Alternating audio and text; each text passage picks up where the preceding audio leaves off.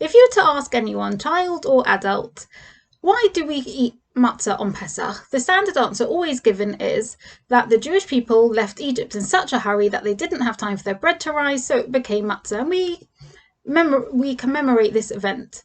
And we eat matzah on Pesach because that's what they did when they left.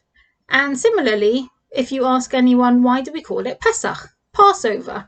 The classic answer always given is because Hashem passed over the Jewish people's houses during the plague of the killing of the firstborns, and he didn't kill the Jewish firstborns, he only killed the Egyptian firstborns. But if you read the Pesukim in this week in Parshas Bo, you're left with some questions, because actually it seems to be the other way around.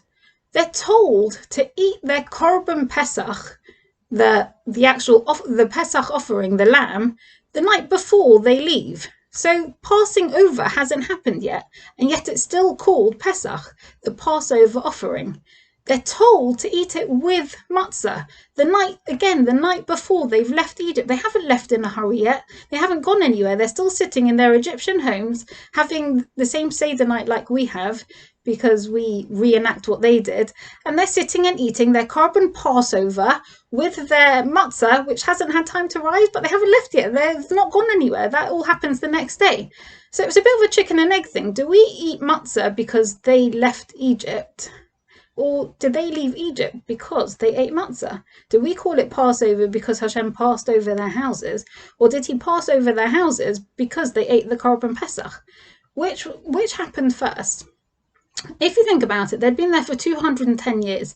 Some of the people there had been there since the very beginning. There was Serach bas Osher, who was born even before they went to Egypt. There was Yocheved, who was born as they went into Egypt. So she's at least 210 years old. And for every day of her life, she's been enslaved. And everyone else was born into this slavery. They've known nothing else. They are completely immersed in their slave mentality. And yet they've been told again and again, they're going to be redeemed. It's going to happen eventually. Don't worry, hang in there. Hashem's planned this. It's all going to happen. For 210 years, can you imagine what that's like for your entire life? You're told something is going to happen. It's not always going to be like this. It's going to change.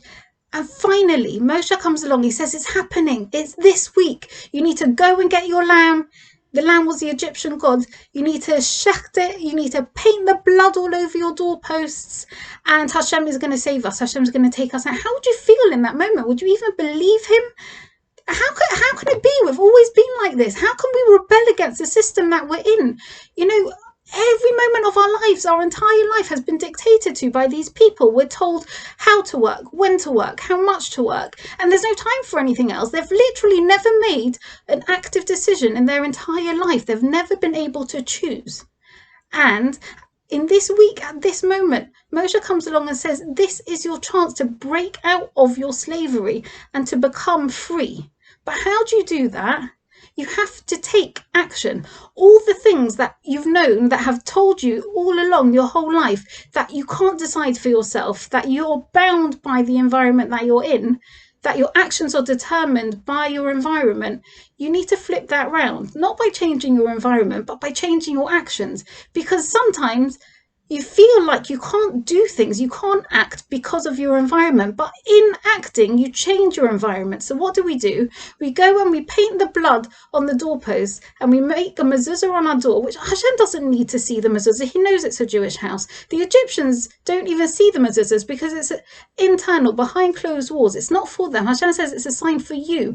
You need to take that decision. You need to act and feel like empowered that you've chosen something for yourself. You're chosen to break out of your confines and to choose Hashem, to choose to be Jewish, to keep all the halachas. And I will go over and I'll see all those houses with the painted blood, and I'll know not that there's a Jewish person in the house, but there's a Jewish person who's changed, who's become free because they've broken out of that slave mentality. And that's why I'm going to skip over the houses, because you've chosen to be a part of this. Very often in our everyday life, there are things that we feel confine us. We say, we can't do this until XYZ has happened. I can't possibly do that because what will happen then? Or what will somebody say? Or what will my boss say? Or what will my family say? Or how can I do that? And sometimes all you need to do to change those things that you feel like are confining you is actually to just do the thing you want to do. And suddenly you realize that things have fallen away. You can't always change the exact circumstances of your life. You can't change your family. You can't change where you're born. You can't change the era you're born into and what's going on in the surrounding world. But you can change how it affects you by taking decisive actions and realizing that actually you're not bound to do what society or your friends or your boss or anyone is telling you to do. You can actually think for yourself and choose for yourself. You'll find that actually those things that you thought were stopping you were never really there to begin with. You can actively become free to choose. So let your actions determine your environment rather than letting your environment determine your actions. Have a good week and a good Shabbos.